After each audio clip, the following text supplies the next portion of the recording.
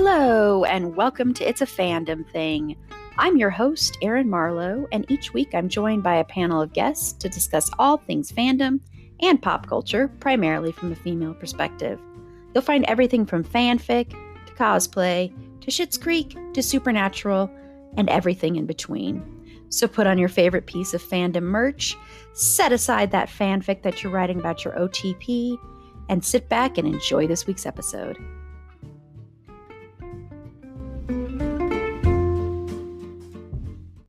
Hello, and welcome to It's a Fandom Thing. I'm your host, Erin Marlowe, and on this episode, we're going to be talking about the 1991 film, My Girl. We are going to be spoiling this movie, but it is on you if you have not watched this movie. This movie is 35. Oh, my No, God. incorrect. It can't be more than 10 years. It is 35, right? That is 35. Was that 35 years ago, right? Wasn't it? Yeah, I think so. Yeah. Oh, goody. Yes. Sorry. Look at me confronting my mortality in multiple ways today. It is streaming right now on Netflix, so you can watch it on Netflix. I don't know how long it's going to be there, so it might not be there when you're listening to this. Like life. Yeah. Netflix streaming is fleeting.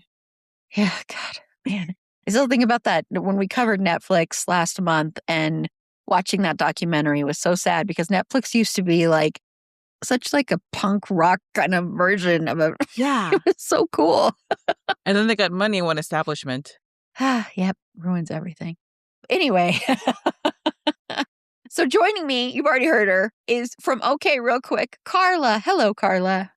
Hi, Erin. And hi, everybody listening us trying to cope and avoid talking about this movie as much as we can for as long as we can. Just, we talk about anything else for the next hour and a half and then maybe cry for the last 10 minutes. I think that'll work. But I'm going to give you some IMDb info and then also a little bit of triggers. So from IMDb, the description is, Veda is obsessed with death. Her mother is dead and her father runs a funeral parlor. When Veda's father hires Shelley, a makeup expert, and begins to fall in love, Veda is outraged and does everything in her power to split them up. I really don't think this is a good description of this movie, I want to just say. Because it's not. That is not what this movie is really about. That is kind of such a small, tiny bit about this movie that it makes it seem like that's the whole thing. Like it's like a version of Parent Trap or something. I don't know. I'm imagining some parent being like, oh, I'm getting married soon and my kid is having a hard time with my fiance.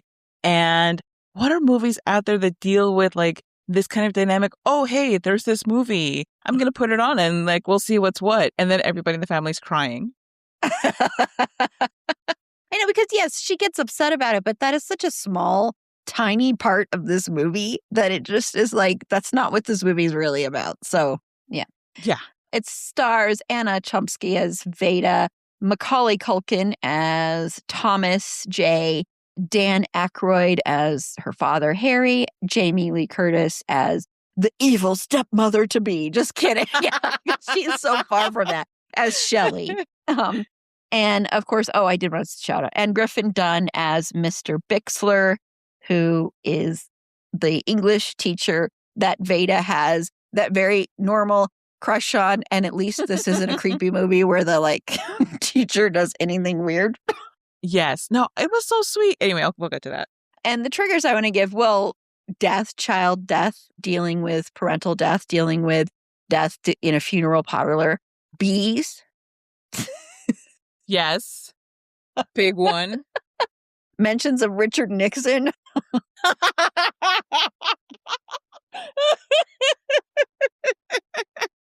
Fair. Anything else you want to add there? Abuse of mood rings, theft, juvenile theft. Juvenile theft. Hypochondria, I think it might be. Oh, one. Yes. No, that is a good one. Yes. Thank you. Yes. Because Veda is definitely a hypochondriac. So yes, great call out. Thank you. Okay. So what I first want to know, Carla, is what were your first impressions of this film? Like the first time you saw it, and how does it hold up for you? So as I was watching this movie, and especially like once it finished, except for one thing that I'll talk about later, I was struck by how little I had as far as a critique. Not because it's a perfect movie by any means, but just because of the nostalgia. It's just so full of nostalgia for me that I have a hard time looking at it through a critical lens and being like, oh, blah, blah, blah, this construct or whatever. It's just a really sweet movie that I think had a lot of heart, and it touches on a lot of topics that I think don't really get brought up when it comes to children, or at least they don't get brought up with the sensitivity and seriousness that they deserve, because kids are often kind of just the accessory in movies. Like when there's a movie about loss, even about parental loss, the kid is just there and they cry. And then sometimes they comfort the parent, the surviving parent or the other people in the film. And this movie really takes seriously, like, there's a lot going on with this little girl and in her life. And having to grow up in an environment where she's surrounded by death, acting very tough, but being just very vulnerable and very much a child. Yeah. Yeah. And you reminded me, one other trigger, the use of a slur, an ableist slur in this movie. That's another big trigger. Yeah. Okay. So my relationship with this movie is very different than everybody else's, because until watching it for this, I'd only watched it one other time. What? Yeah, this was not a movie that was in my rotation ever. And when I first saw it, I was kind of, I think, in a snobby phase in my life in 1991. I was a young, like, preteen it wasn't teenager. Arty enough. Yeah, it wasn't. It was like, it was too schmaltzy or something. And I was just like, whatever. And there's young kids. I want to be more like, I know for a fact that the characters that probably appealed to me the most would have been the hippies in the writing course. Mm-hmm. And I wrote poetry back then, and I loved poetry. So you're probably off watching the Pink Floyd's The Wall and A Clockwork Orange. I did go to a lot of laser shows, and I did go to Laser Pink Floyd. I did. So I guess you're not that far I love him off. when I nail it. Oh my God. You're not that far off. So that's hilarious. But I will say I've only watched A Clockwork Orange once, so because that movie is very hard to watch. So. It is, yeah. I think that's hilarious. I also saw the Doors laser show. Of course. I will never forget when they did the, for Mr. Mojo Rising, which is Jim Morrison, and what they showed for that was like, I think like they morphed the stars into him or something like that. Ooh. It was actually really cool, but that sounds psychedelic, man. But I just can't get over how right you are. We're on that. Wow. Hey, I don't always get it right, but when I do, man. So I felt very superior to this movie at the time, I think. And I was just like, these young kids, I don't know. And as everybody might know or might not know, last year I also watched Home Alone for the very first time. And so that's kind of where I was at that point in my life. Watching it last night as an adult, I will say I really love this movie. And I think it actually hits harder as an adult. And I don't know if it's also dealing with parental loss personally as well, but it just hit differently, and it did have a more nostalgic feel. For some reason, the mood ring was so nostalgic to me, because I remember having things all the time that were, did you ever have like mood rings or mood anything? Yes. I was obsessed with just the idea of a mood ring. And I was like, they absolutely have to work. And then even when presented to all evidence to the contrary, I was like, nope, it's got to be me. I'm defective. Like, I'm the one who doesn't work with the mood ring. Yeah, I was obsessed with them. I think they even had like mood necklaces too. Yes. They had like everything you could possibly imagine. I think at one point I remember there being like mood nail polish, maybe. Yes, or maybe that was a lipstick too. Do you remember Yes. the lipstick? Oh my God. Wow. Whoa, memory Mhm. unlocked there. Oh my God. Erin, should we like open a Claire's?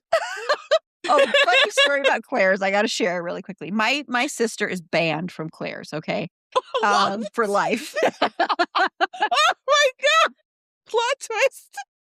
Okay, this is the reason. When she was like 10 or something, she was really young. She went into a Claire's and her and her friend removed stickers off of some items at Claire's. So they got in trouble with security. The parents were called and they got banned from Claire's for life. For removing stickers? Yes. Wow. Wow. Okay. I guess like the Colorado Claire's are much more serious than the South Florida Claire's because I knew people who like shoplifted enough Claire's stuff to like open their own separate Claire's. And they didn't get banned for life. They didn't get banned for life. No. Oh my God. Is there like a force field that when she walks by in the mall, she gets like repelled by like 20 feet? I keep going. We should walk into a Claire's just see what happens. This was a Claire's at Cherry Creek Mall, and people from Colorado know Cherry Creek is the liberal snobby part of the state. That's where all the, liberals, part of Denver, I should say, because Boulder is the snobby liberal part of the state. But Claire's is the snobby part. Cherry Creek Mall is the snobby part of Denver, the Cherry Creek area in general. It's like very rich and like, lots of really, really rich white people, but they're good and they go to Whole Foods. Right. Whereas the other, the rich white people that are, more open about the fact that they are, racist and awful people, those people are in general in probably Lone Tree and Parker. And I know lots of lovely people that live in those areas too. Okay. You can yell at me all you want to. A lot of it is also pretty much anybody living in the Douglas County. Anyway, sorry, we'll get I'm telling you, like we're doing everything to avoid getting to certain scenes in this. Like, nope. But anyway, yes, this movie, I really, really loved it upon watching it as an adult. And I so enjoyed it. The way I judge movies now, and it's kind of sad, but is how much of an urge I have or don't have to look at my phone. And I had no urge to look at my phone. So, wow. Yeah. So that's how I kind of judge movies now, which I hate that that's the way that I judge movies, but I can't help it. It's like, it's just it's there. fair. Yeah. That's the way I felt this past weekend when I finally got to watch Is This Thing On? So, which is on Hulu. Oh, gosh, so good. Which deserves so much more attention. Could not agree more, to be honest. Yeah. Okay, we're going to take a quick break. And when we come back, we're going to talk about the characters and the performances, because I really wanted to talk about the performances, especially when you have child performances. So we'll be right back. I don't know about you, but I like keeping my money where I can see it. Unfortunately, traditional, quote, big wireless carriers also seem to like keeping my money too. After years of overpaying for wireless, I finally got fed up with crazy high wireless bills, bogus fees, and those, quote, free perks that actually cost more in the long run, and switched to Mint Mobile. With premium wireless plans starting at just $15 a month, you could be saving so much money. Since I switched, I'm saving over half of what I used to pay. With those other carriers, I was never sure if I was going to have that 5G coverage, because sometimes I'd be in the middle of watching something, I'd lose connection, I'd walk a block away, and all of a sudden, 5G network, poof, gone. But since switching to Mint Mobile, I no longer have to worry about that, because all plans come with high-speed data and unlimited talk and text delivered on the nation's largest 5G network. So stop overpaying for wireless just because that's how it's always been. Mint exists purely to fix that. Mint Mobile is here to rescue you with premium wireless plans starting at $15 a month. Bring your own phone and number. You can activate with eSIM in minutes and start saving immediately. No long-term contracts, no hassle. So ditch overpriced wireless and get 3 months of premium wireless service from Mint Mobile for $15 a month. I use this and you should too. If you like your money, Mint Mobile is for you. Shop plans at mintmobile.com/fandom. That's mintmobile.com/fandom. Upfront payment of $45 for 3-month, 5-gigabyte plan required, equivalent to $15 a month. New customer offer for first 3 months only, then full price plan options available. Taxes and fees extra? See Mint Mobile for details.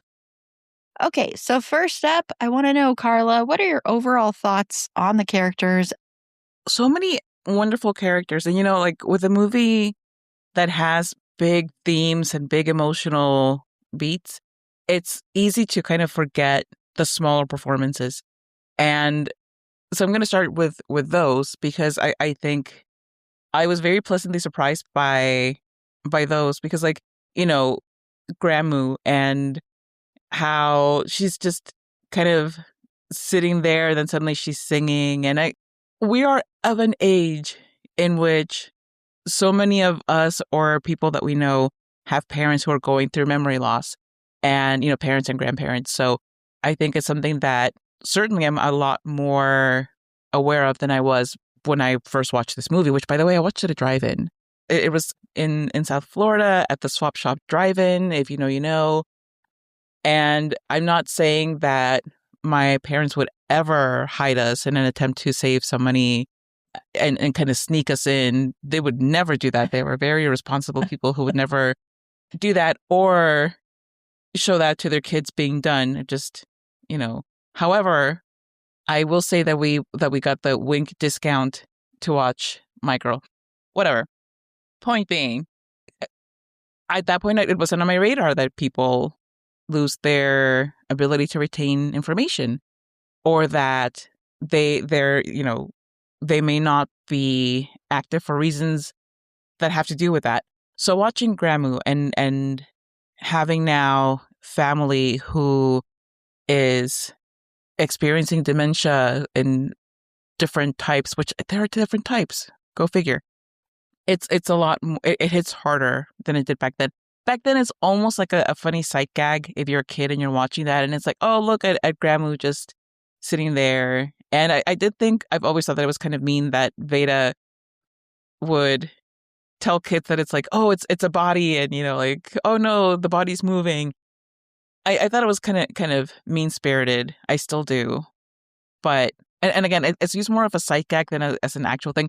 But there is an actual component of all of this is about death, and all of this is about confronting how we deal with it as humans who are just trying to live our lives.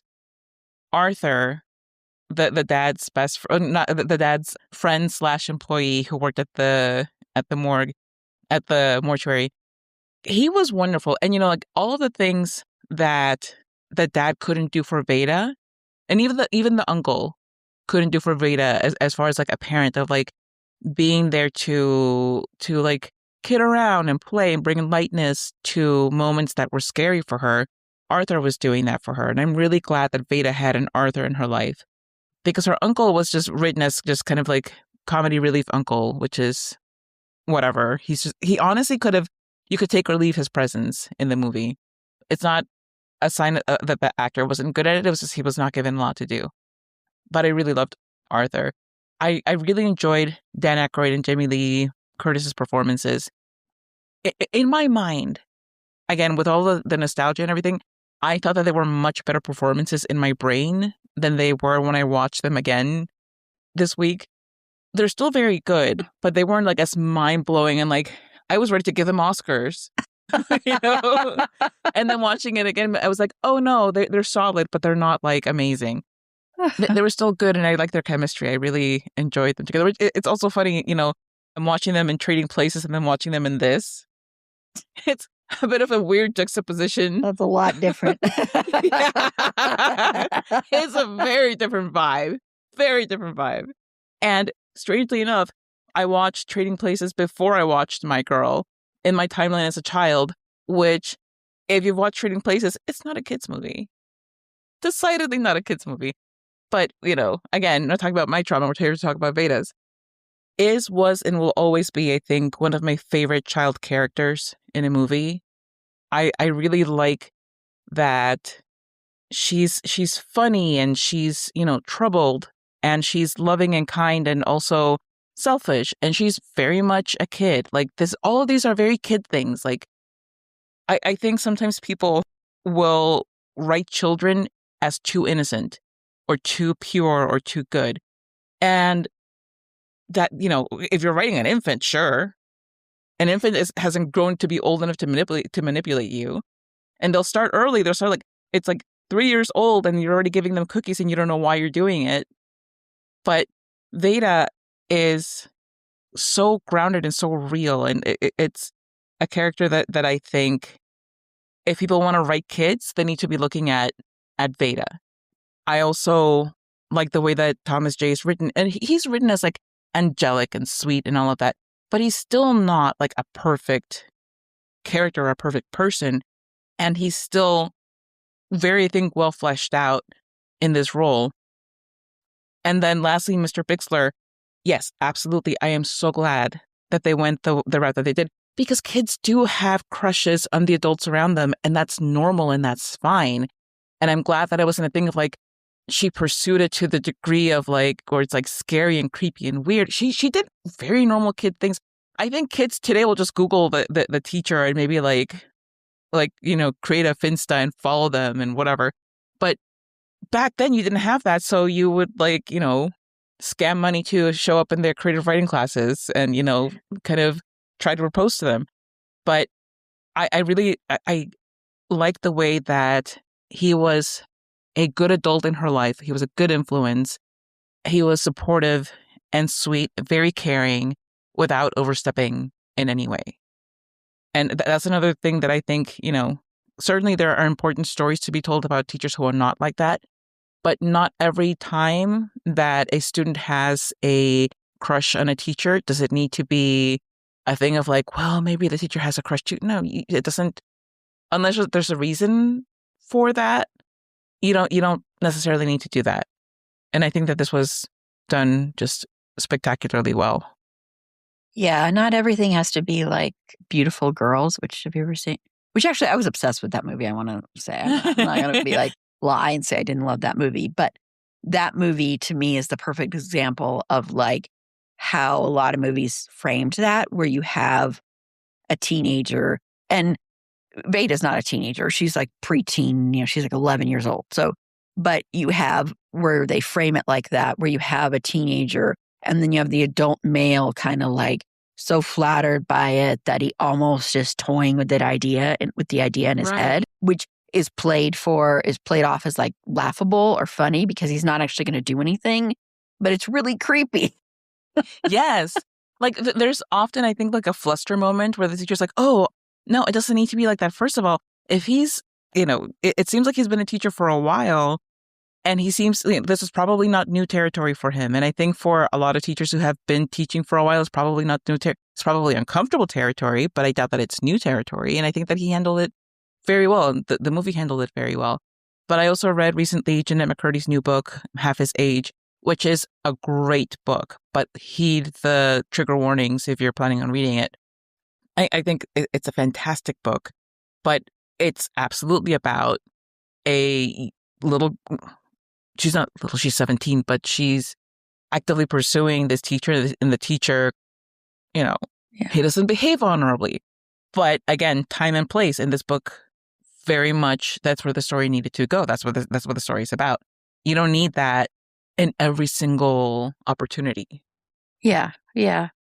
And it makes it more, I don't know, it's kinder, I don't know if kinder is the right word for it, but it's it's better to see the adult acting like an adult and not like a predator, but we're playing it for laughs or that it's cute. and sweet and everything. He does that really well. So there's never a moment where you're thinking, ew, this is really uncomfortable.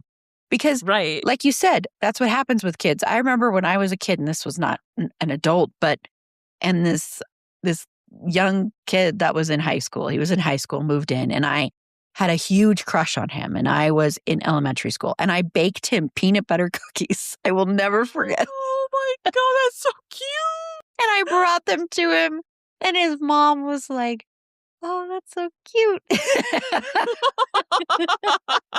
And he was really sweet and nice about the whole thing, but he never once encouraged any of this or anything like that. And granted, that's a little bit different, but at the same time, it's not, because there is still that, gap there. But I will never forget doing that and being and I also remember it because I burned my thumb or something when I was baking. But that's how much love I put into these cookies. Oh my God. Talking about blood, sweat, and tears. Exactly. That's so sweet. But that's what happens when you grow up, is for a lot of kids, you have these crushes that, when you get older, you realize that that was not something that if anything had happened would have been a good thing. But when you're young, you don't understand that. You don't, and you're not trying to be it's not a weird thing because it's very normal. And that's why I'm glad they didn't treat it as this titillating thing in any kind of way, shape, or form, which I really appreciated. And I think the Thomas J character is such an interesting character to look at because, the biggest purpose of this character later on is dealing with the death of this character. And so you have all these things leading up to that. If you already know he's going to die, you notice a lot of that. Like the little throwaway scene that is planted in there of when Shelley's offering them chocolate and Veda's like, he's allergic to chocolate. And he's like, yeah, I'm allergic to chocolate. And he's like, allergic to everything. Although I was thinking, why is he digging for cookies if he's allergic to everything? You. That was my first thought. It's like he's just sticking his hand in the cookie jar and being like, hey, can I have a cookie? And Shelley's like, sure. And he's, hello, did nobody ask about these allergies? What kind of cookies are in there? They're not cookies, they're money, but still. I know. That really bothered me. But so I'm like, if he's allergic to everything, I guarantee most cookies he's allergic to them. So it's yes, especially random camper counter cookies. Yeah, there should be a special allergen warning for camper counter cookies, the CCC. And in another movie, those would have been special cookies. You're so right. You are so right. Oh my God. But even though he is essentially a plot device in a lot of respects, I really enjoyed his character. And there were so many times when I felt so bad for him because Veda is really mean to him. She is so mean to him. Like she calls him ugly. She calls him stupid. She's like all this stuff because, she really loves him, but she doesn't understand that. She's a little kid. She doesn't understand a lot of her emotions and feelings, and he's her best friend and all of that. And she just has this, I think Veda has been through so much loss and trauma and she's never dealt with it. And so she kind of has this wall up and she isn't vulnerable around a lot of people except for her teacher. When she goes into that class, you see her vulnerability there.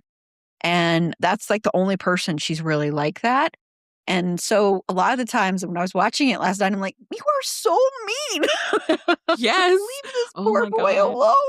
He's so sweet. He's so sweet to you. He does nothing. When she gets her period and she shoves him on the porch. I'm like, it's not his fault. Don't come back in 5 to 7 days. And he still keeps coming back and still remains her friend. That's also just such a kid thing to do where you're mean to your friends and your friends, they either take it or they're mean back, but you still find your way back to each other. And with them, it's largely because they don't really have anybody else. They don't have a big circle of friends that they can go to. They're both the outcasts of their class. So who else are they going to interact with? Which in and of itself is sad, both in just the whole fact, but also in that he continues to put up with it because he doesn't feel like he has a choice. But it's still also just part of it's a crappy part of growing up where you're discovering your limits and you're discovering the limits of what you can do to the people around you before they're like, you know what, I'm done. Yeah. And as far as like with the adults, I really, the character of Harry, this is such a different kind of character, I think, for Dan Aykroyd, period. But I like him, but he's also, he's never really, I think, dealt with what the loss of his wife and Veda's mom meant. And he's never really, until towards the end of the movie, really had a conversation with Veda about her mother. And you can see that that has been something he's largely been ignoring. And there are other people kind of filling in those gaps that he hasn't been there to fill in, kind of thing. But I really, really like the character. I do think he is so wrapped up in his job and in the meaning of his job that he forgets the other parts of life, which is pointed out to him by Shelley, of course. And I really like Shelley. And I'll talk, never mind, I'm going to talk about that in the performances, but I really do like Shelley. I like that character a lot. And I like that she doesn't like give up on Veda ever. Like, even though there are a couple times when Veda's trying to push her away, or the scene with the bumper cars and she's like bumping into her over and over again. And you can tell Shelley's kind of like, geez, what the? And especially that look on Veda's face is like, if this was like the Good Son movie, it'd be like, oh my God. So true. Oh my God. She'd be doing awful things. But I like the fact that Shelley isn't like, you got to talk to your daughter or, about this. You've got to tell your daughter not to be this way with me. She never once, she doesn't back off. And I mean that in like a good way. Like, she doesn't like give up on being there for Veda. She doesn't like decide, oh, okay, I can't marry you because of your daughter. Or she doesn't say it's your daughter or me or anything like that. It's just very much, she's a really kind person who is leaving her own like terrible marriage is kind of the gist of it. And she's trying to make it on her own and make it as a divorced woman in a time when that was still really, really frowned upon. And so I like that. I like watching her. I think she's got some really sweet moments. I think she's really, really sweet to Veda and is filling a little bit of that motherly figure that Veda doesn't have. And I love when she like puts makeup on Veda and is showing her how to do her makeup and all of that. And then Veda is so mean with that line of like, oh my God, when she's like, my dream is to be a makeup artist. And she's like, well, you need to work on this. You are not ready to do that. That's not a job you can have. And I'm like, oh my gosh. But she does that stuff as a cover because the very next scene, she goes out there with Thomas Jane. She's like showing off how great she looks. And it's like, see, you actually loved it, but you didn't want to admit it to Shelley that you actually really loved it. And so it is that thing where she doesn't want to be vulnerable and she's trying to cover that up. And that's why I like that with Veda. You see her, writing and being in a writing class and being vulnerable there, because I think that's a really beautiful way of showing this young kid who is on the precipice between being a little child and then being a preteen. And that's such a weird stage in life. And, she gets her period and all of that and dealing with that and having her have that outlet where she can be vulnerable in a place where, other than her teacher, she really doesn't know the people there. And I like the way that was handled because that also could have been weird since they're all adults. And that could have been very weird. But it's handled in a way where they're not treating her as an equal per se, but they're not like ostracizing her kind of thing. So I really appreciated that part of it. Yeah. Well, I do want to talk about the performances, especially because you have a lot of child performances in here that are basically carrying this film. What is a child performance? So what are your thoughts on the performances? Well, I already gave away my thoughts on Dan Aykroyd and Jamie Lee Curtis's performances. But, especially with Dan Aykroyd, with him being, at that point, primarily a comedic actor, this is a movie where he had to be very, very serious. But those moments when he does get to have like that little bit of the comedy coming through, I think were great. Like there's the moment where he and Shelley have just gone on their first date and he's walking away and she's like, if you want to do bingo, he's like, nope, I think I'm done with bingo. Let's go to the drive-in. And he's like, the way that he's walking away is really funny and it's really cute and really charming. And when he basically threatens her ex about never coming back for the camper, I thought it was like really like done in a very funny and fun way because it's there are a lot of things going on in that moment where he is kind of rediscovering himself through his relationship with Shelley, but now Veda's also discovering these other aspects to her father because her father has always just been serious and dour and very avoidant of much interaction. And he's starting to kind of like wake up and snap out of it and start to engage with the world around him. So it's the performance overall works. I'm not giving him an Oscar. Okay. Like, sorry. 11, 12-year-old me was like, oh my God, give this man every prize. Now I'm like, okay, realistically, maybe not. You live, you learn. All right. That's what I'm saying. But yeah, like there were so many really good performances. I think Griffin Dunn, I really liked what he did with this character because again, not creepy in any way. And he could have done creepy at any point and he did not. He was caring and passionate and devoted and poor because he bought this massive house and now he has to like do creative writing classes in the summer. So even back then, everybody was in the hustle and the gig work circuit. And I really love this performance. I enjoy the hell out of it. And I always have. And I thought he was cute too. I was like, this guy's pretty handsome. But specifically with the kids, Anna Shlumsky, so good. So good. Like there was so much heart in this performance. And she's a beautiful child, like absolutely beautiful little kid. I appreciate that the writing doesn't lean on looks because sometimes it's just like, oh, it's a cute kid. Let's give him like cutesy things to do and whatever. She gets to be ugly, like ugly hearted, where she is mean and where she scams her classmates and, she doesn't really try to break up her dad and Shelley, but she's mean to Shelley. And like I said, she's selfish frequently, but I also really like that she was given the space to. I don't think that the instruction was you have to be the best child actor who has ever performed. I think the instruction was probably just like really be this character and really like get to the heart of her thinking that she's constantly sick. And she's very dramatic about being sick. She's like, oh no, I have this and oh no, I have that. And when she goes to the doctor after Thomas J dies and she's complaining about, like, oh no, the bees are killing me, I can't breathe. It can be interpreted as very selfish and like she is kind of co-opting his suffering. But it really is just her trying to understand. She's just trying to understand what happened to her friend.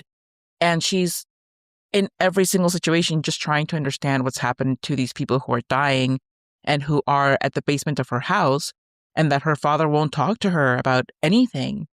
It doesn't seem like he's talked to her about her mother, like maybe almost at all. Like she's towards the end when he's finally opening up and talking about how her mother loved that car and how, how she was so pretty and so nice. It almost feels like this is the first time that they're really openly discussing this woman who gave birth to Veda. And absolutely understandable that he would be devastated losing his partner at such, difficult moment when you're becoming a parent and now you don't know what to do. And like, oh my God, now I have to raise this child. Thankfully, he had family to help him do that. But just as like the parent, what do you do now? Now you have to raise this person on your own. And he did it in like the most clinical ways. Like technically he raised her because he gave her food and shelter and education. Boom, done. But now he has to contend with her as a human being. And I think that the scenes between Anna Shlumsky and Dan Aykroyd are really good in that you can see that dismissiveness where it's like very habitual, where she's not only is he used to dismissing her, she's used to being dismissed. And that's part of what makes it the whole interaction so sad. It's like you can see that like, okay, well she's not upset because this is just her life.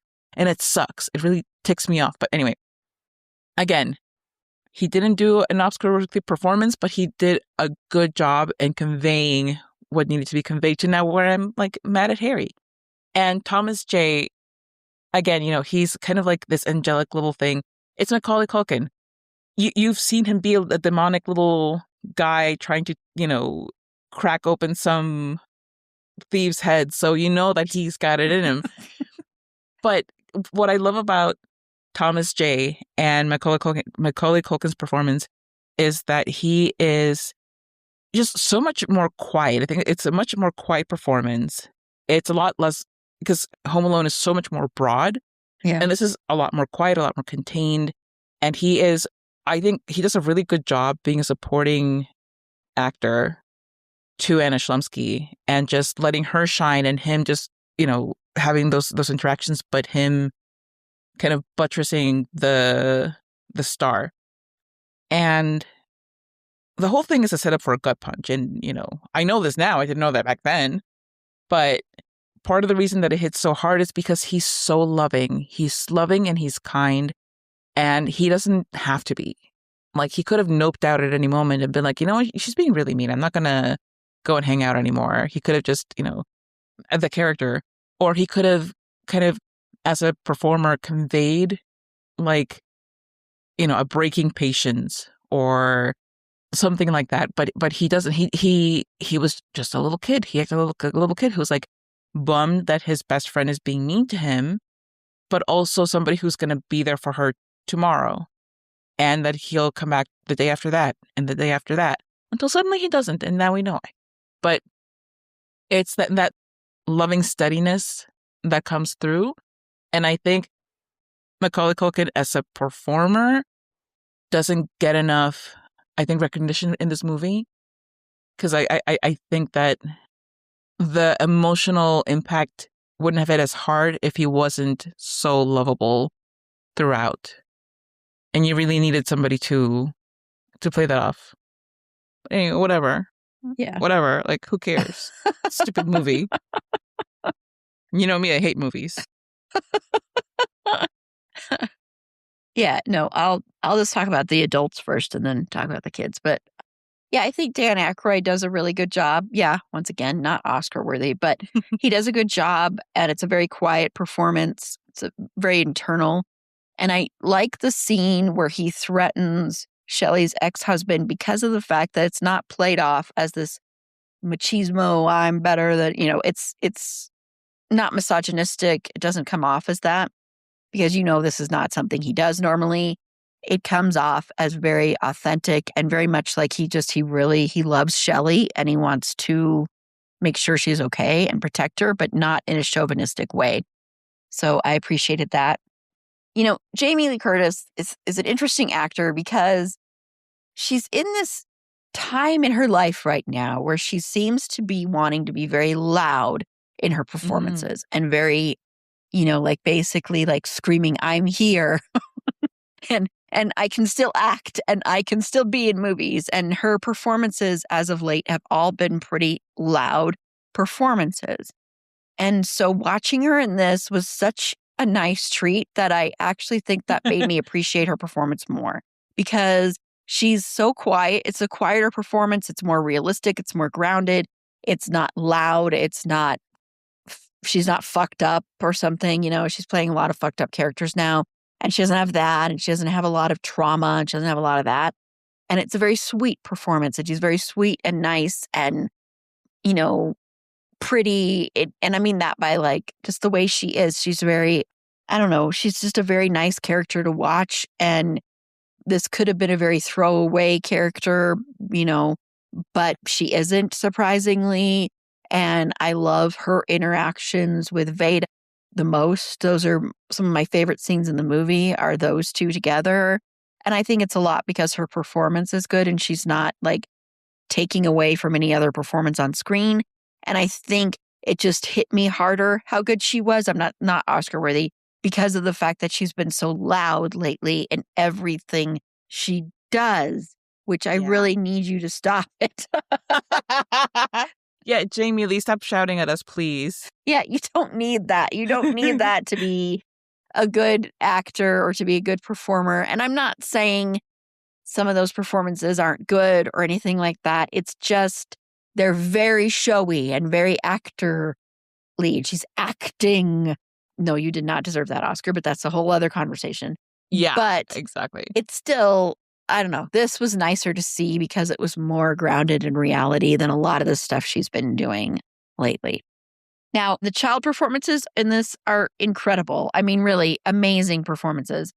Anna Chlumsky is so like, oh my God, she does this thing where she goes from vulnerable to like being like, nope, I'm strong so well. The scene when her basketball goes down into like the part of the mortuary was so well done. And when she gets locked in there and she's freaking out because, a lot of her hypochondria and all that stuff stems from the fact that she's never been given the chance to really talk about her mother's death, especially with her dad.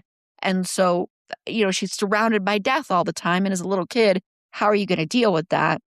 And so I really think her performance is so good because she goes from being like this, nope, I'm tough as nails. I can handle anything. Nothing's going to get to me. I am not your typical girly girl kind of thing, to this very vulnerable little girl. And especially when she first walks into that writing class and you see her and she's like wanting to share her poem about ice cream. And she's so sweet and so vulnerable there. And it's such a different side of her character. And I love that we get to see different sides because a lot of times in movies like this, when you have for lack of a better term, like the way they would normally characterize her as like a tomboy, when you have a character like that, normally it's like one-sided and you don't see a lot of the vulnerability there. And so I appreciate that you saw that with her character. And it's very realistic for when you are a young girl and you're going through these changes and you don't quite understand them and you're moving a little bit past being a little girl, a little kid, and you're getting into this more like teenage realm almost. You're getting there closer to that. So I liked the way she played that. I thought it was fantastic. One of the best child performances, really, honestly. She's so amazing. And Macaulay Culkin is someone that we should probably just do an episode on him at some point because he's such a fascinating actor. I think that whole family is fascinating. Yeah. And he was recently on Celebrity Jeopardy. Celebrity Jeopardy is now in the middle of doing like this huge tournament of champions thing. So they keep bringing back people that have won and they're all, playing off of each other. And the one that was recently on with Roy Wood Jr. was really hysterical. Anyway. I love him. Why are you not watching it? I got news for you. Seriously, what is wrong with me? I love Amber. I love Michael Ian Black. And I love Roy Wood Jr. What is broken within me that I resist this show so hard? Like, it's not like anybody's going to get stung with bees, as far as we know. Yeah, I don't think that's happening so far. Not so far. I know. I'm like, because when I recorded that thing for you with Michael Ian Black in the segment, who's that baby? And I recorded that for you. And I was, because my sister and I watch that all the time. And I'm telling my sister, I'm like, Carla's the only other person I know that has loved Michael Ian Black for as long as me. And she never watches this show. And my sister's like, she doesn't watch this show. I know. Oh my God, I have to fix this. I have to fix my life. I have to get my act together. I know. I'm like, what? You love Roy Wood Jr. too? And you're not. You love all three of them, and they're all three together working off. Erin, all I have to say is that there's something wrong with me chemically, something wrong with me inherently. It's the CNN thing, isn't it? You know what? It may well be.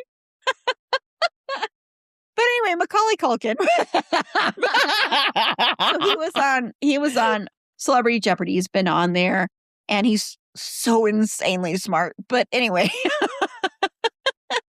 it just reminds me watching him, he has been through a lot, but he has come out the other side kind of thing.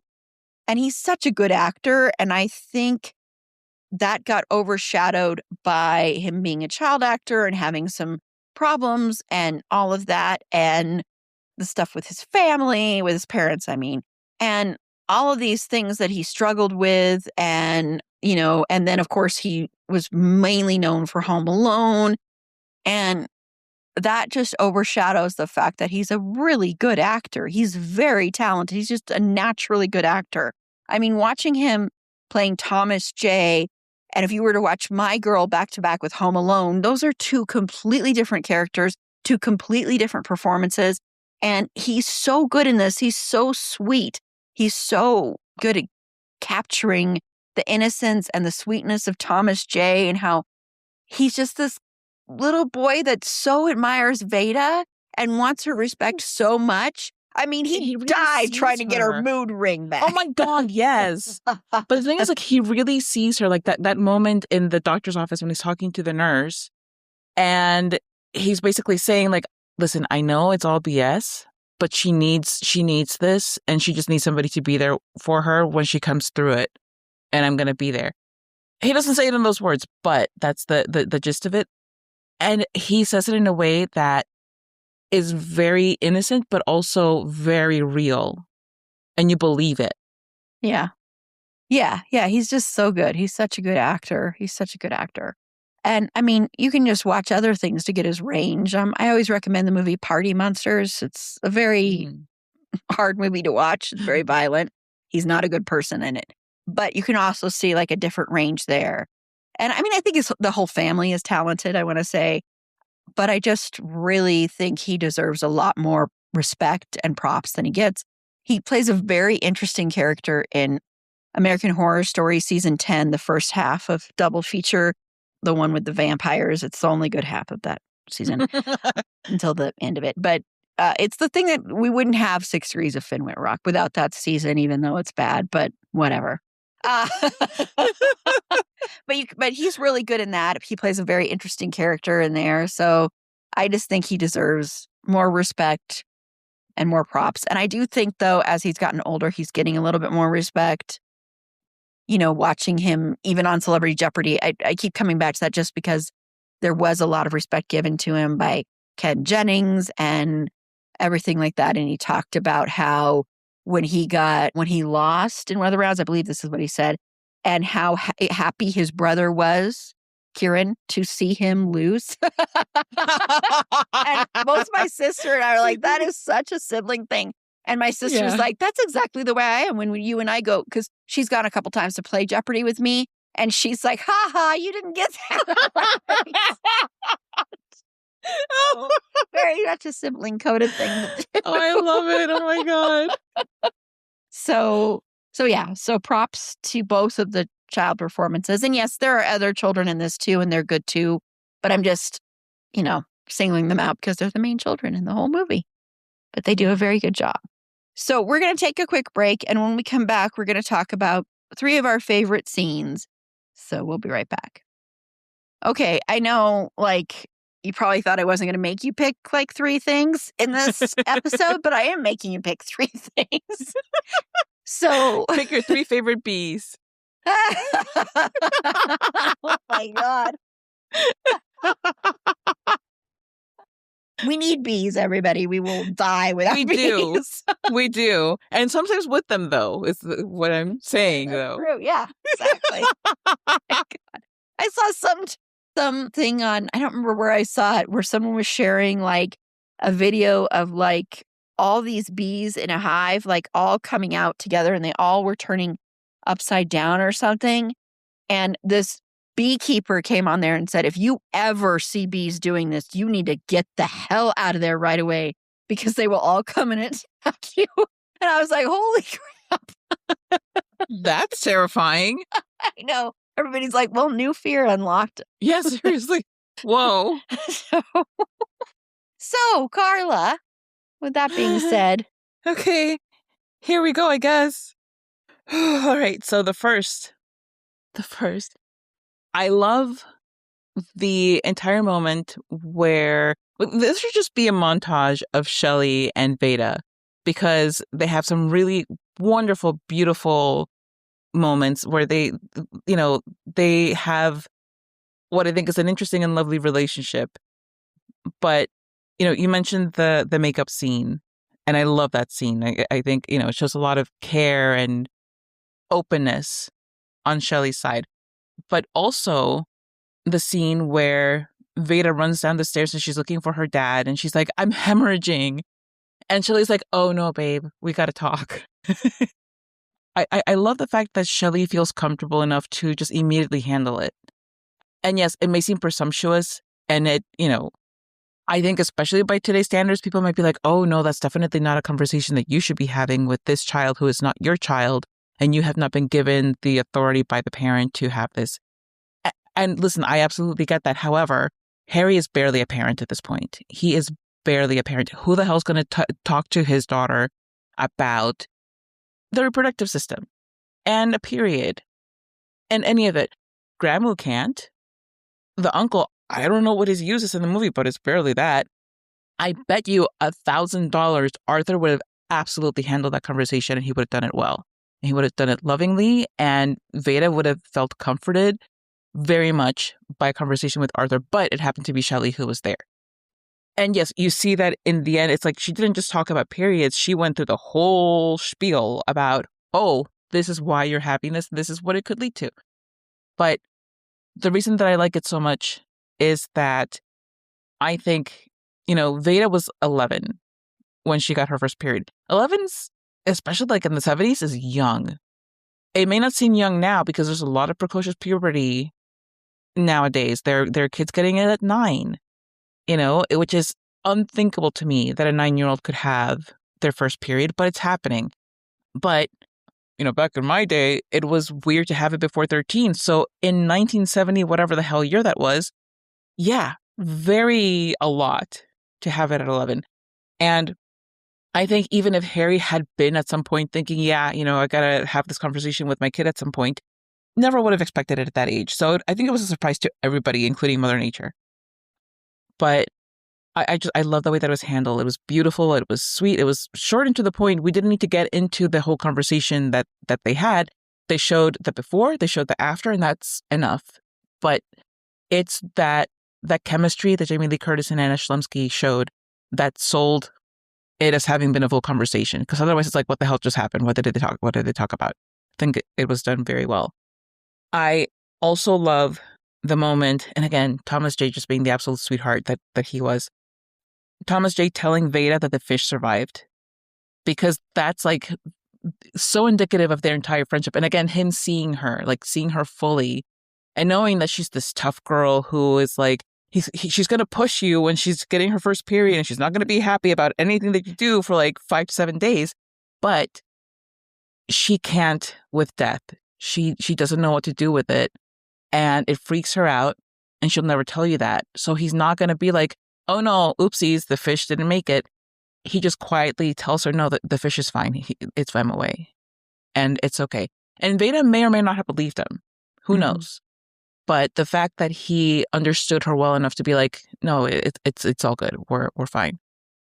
And just move on and be like, this is just part of the package of being Veda's bestie. And of course, the moment that has been, I think of like so many wonderful moments in this movie and so many beautiful scenes. And the one that everybody quotes is, he can't see without his glasses.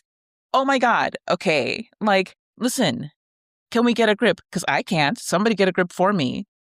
Please, I'm begging. Somebody get a grip for me because I can't with this scene. I think part of why it's been kind of turned into a meme is that it helps us deal with how hard it is. All of us have been kids at some point. Believe it or not, we've all been a kid. Not a lot of us have lost their friends as a kid.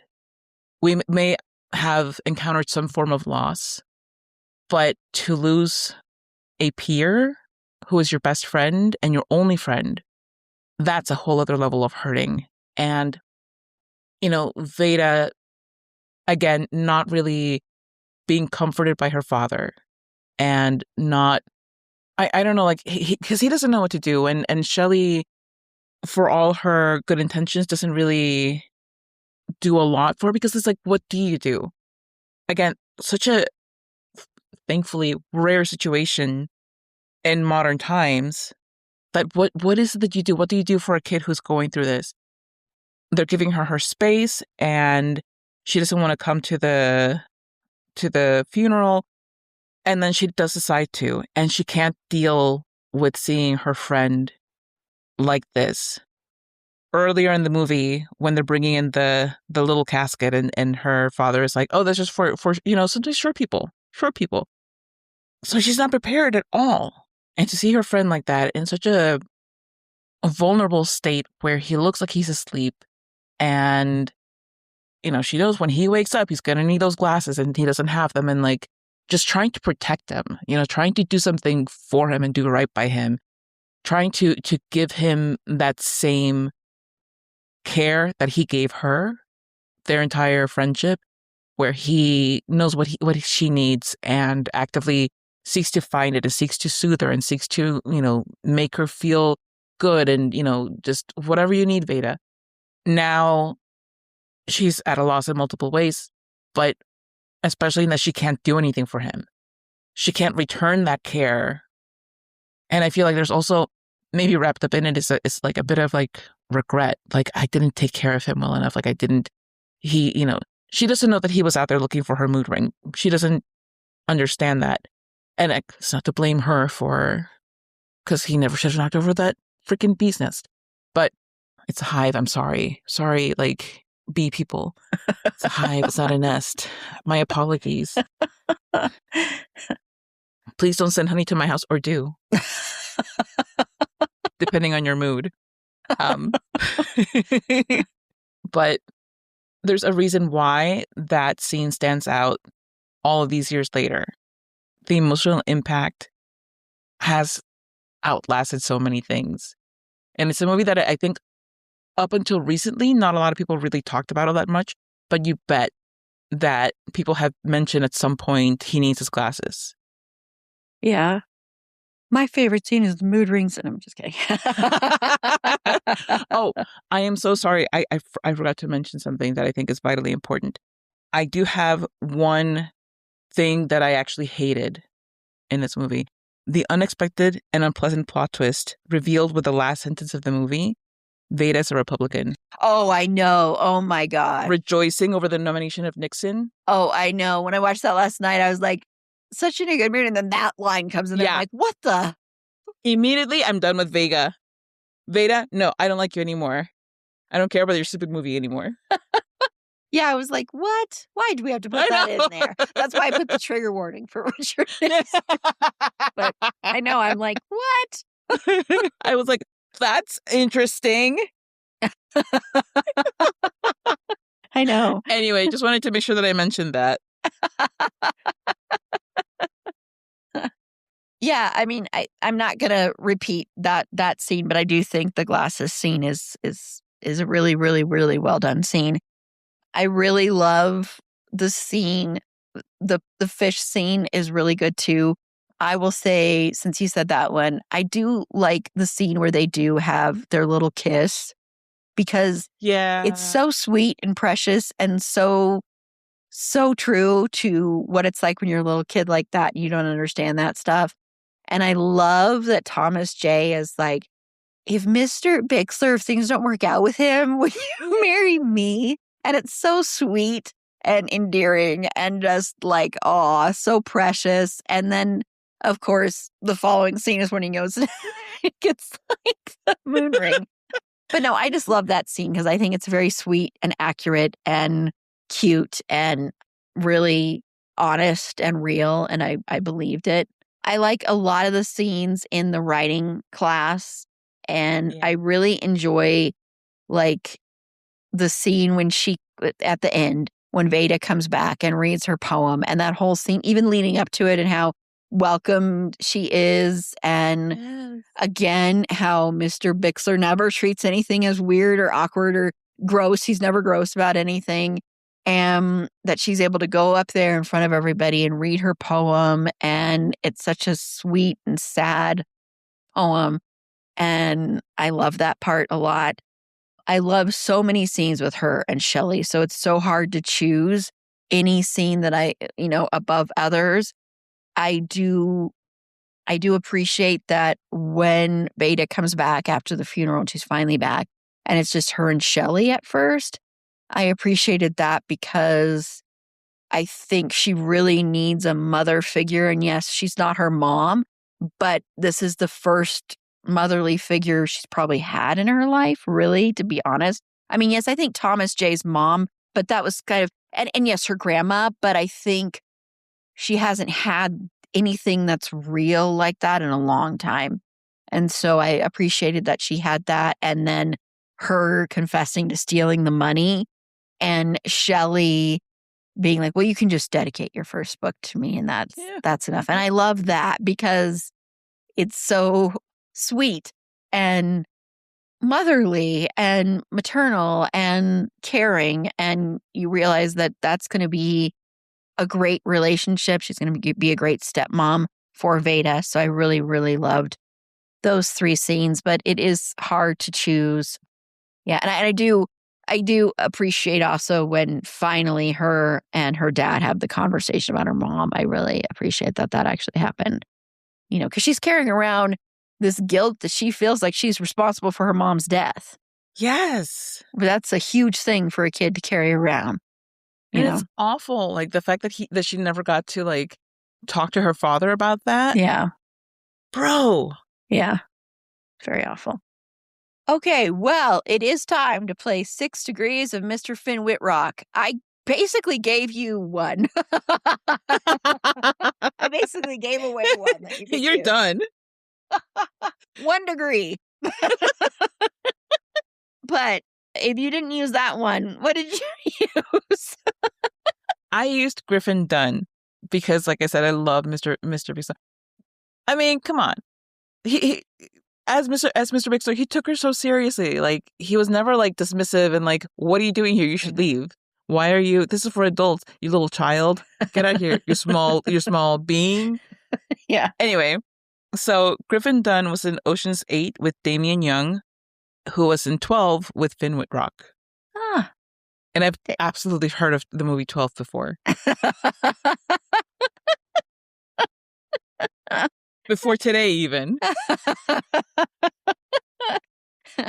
Well, I used Jamie Lee Curtis because then I could use a Halloween movie. So I had to do it, Michael. I'm sure you're proud of me, Michael. So, of course, Jamie Lee Curtis was in a lot of Halloween movies, but Jamie Lee Curtis was in Halloween Ends, which I will defend forever.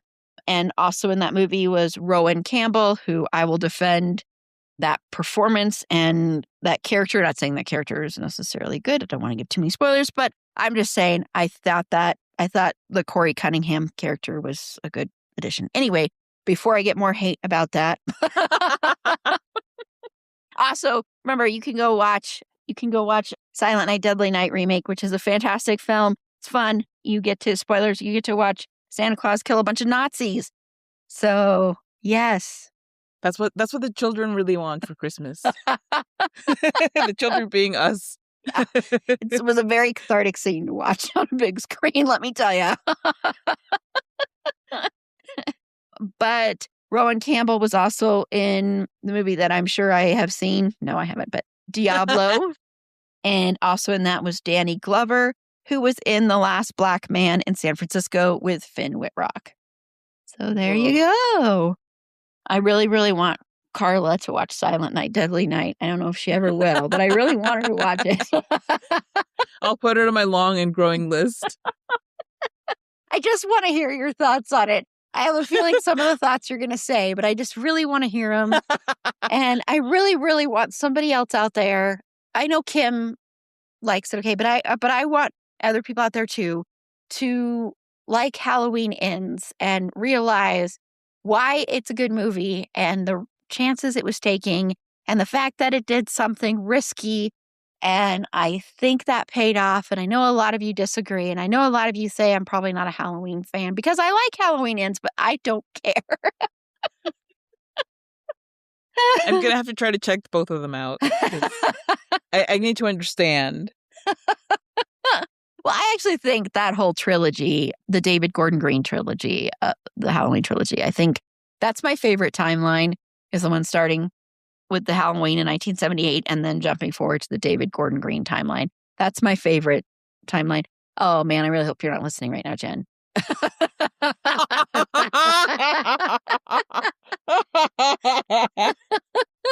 I think she might already know that, but because I really love what they explored with, PTSD and trauma and everything like that. I thought was really interesting. And anyway, sorry. Well, that's not what this episode's about. I'm sorry.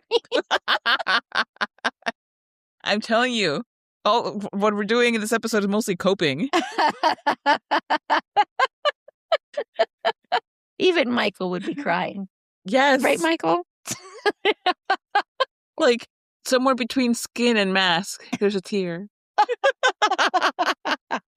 Or he's like, I wonder if I could use bees as a way to kill people. Just out there trying to what's the word? He's rebranding. He's rebranding, yeah. He has done some interesting ways of killing people. Like, I won't give away a lot of them because I don't know. Carla has only seen the first one and, right? Yeah. You're missing out on some actually. There's some horrible ones, okay? We just recently on Twin It to Win It, we talked about the mess that is Halloween 6 or The Curse of Michael Myers. We talked about that mess of a movie. You know who's in that movie, Carla? Who? Paul Rudd. Oh my God. Okay, that's weird. I might check that out just for that. Because that sounds weird. I'm not recommending it. It's like one of the worst ones in the whole entire Halloween franchise. Watch it be my favorite.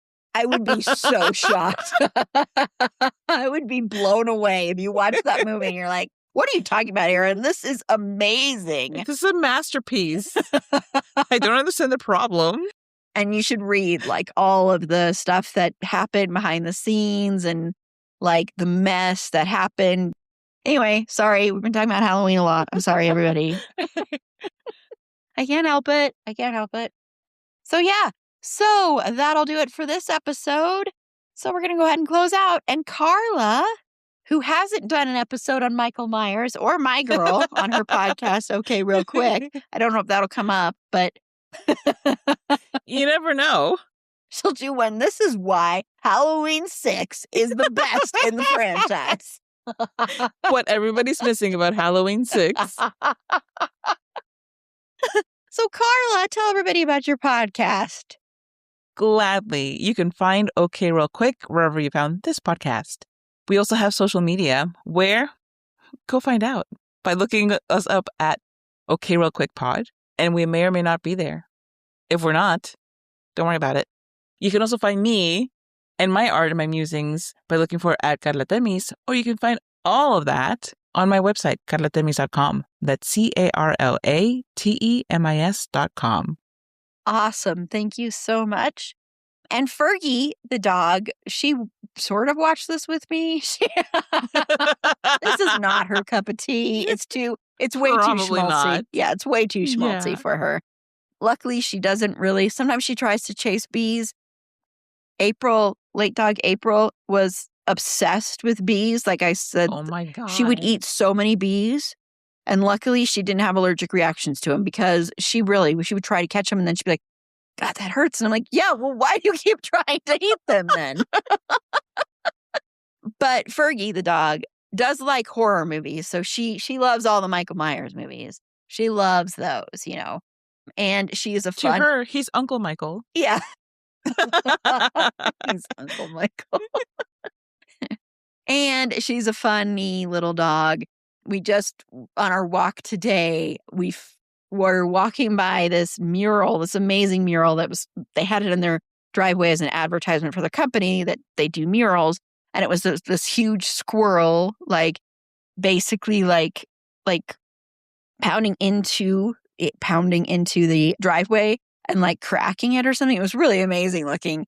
And Fergie, she's always barking at squirrels and stuff, she was looking at it like, is that real?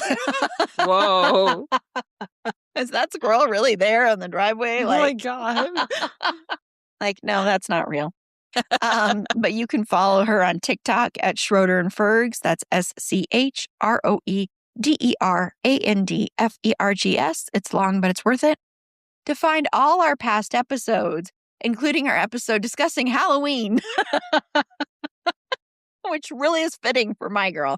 But we did cover we did cover Home Alone last year, so you can find that episode. Yes.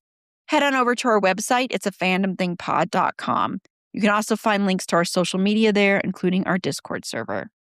And while you're there, consider becoming a Patreon supporter today.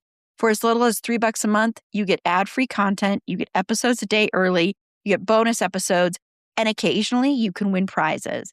Like during our upcoming marathon streaming event, which is taking place on Saturday, May 16th from 10 a.m. to 10 p.m. Mountain Standard Time, where I'll be streaming on YouTube for 12 hours. I'll have great, fantastic guests on. We'll have trivia. We'll have Christian fucking Bale belated birthday celebration. We're going to have some horror-related stuff, a bunch of other fun little panels. And you can see my mood go up and down, up and down. And Carla will be there for some of it as well. But if you become a Patreon supporter, you could potentially win prizes that have been donated very generously by some amazing people. So you have that chance, and all for as little as $3 a month. So click the link in the show notes or head on over to the Support Us tab on our website, which once again is it'safandomthingpod.com. So next week, Carla and Jen will be joining me to see if we can top that as we talk about the masterpiece that is Teen Witch. Erin, stop that. You know that I don't give a about trying to top that. So yeah, we're going to be talking about Teen Witch. I bet you have been clamoring out there for us to talk about this movie. I hope, Sarah, that you've done your homework by now and watched this movie. At least that clip, just the one clip, please. Well, I know she has because I forced her to watch that clip. Coincidentally, well, not quite coincidentally, because like the reason that it came up was because of this episode that we're going to be recording that came about after you talked to Sarah about her not having watched Teen Witch. Okay, so I was talking to my child and he wanted me to sing him something. So I started doing the Top That rap and he's like, what are you doing? And I'm like, oh my God, I can't believe I've never shown this to you. So I showed it to him and he's like, wow, let's never do that again. So ever since then, I've been occasionally just dropping that. And now guess what? It's working because last night we were at a hockey game and like something big happened. He's like, yeah, top that. So you're welcome, amazing. Jen Alpha. That's amazing. I'm looking forward to that episode a lot. It's going to be so much fun. Yes. Yep. So until next time, remember, it's a fandom thing. Black Lives Matter, Stop Asian Hate, and Free Palestine.